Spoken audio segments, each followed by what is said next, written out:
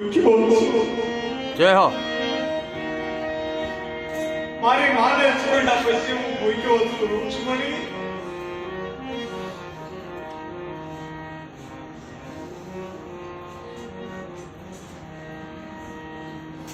તો આ રીતે બંને મિત્રો વાતો કરે.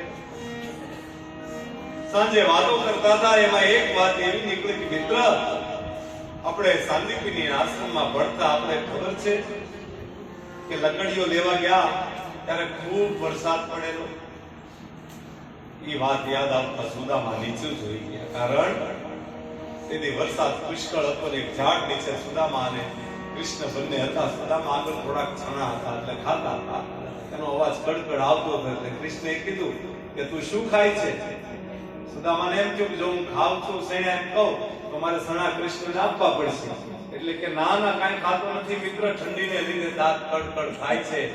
એ દિવસે સુદામા ખોટું બોલ્યા, એકલા ખાધું એનું પરિણામ હતું આ સાહેબ. એકલો ખાઈને દરિદ્ર બને છે. તો સુદામાને એ વાત આવતા યાદ આવતા બહુ નીચું જોવા છે.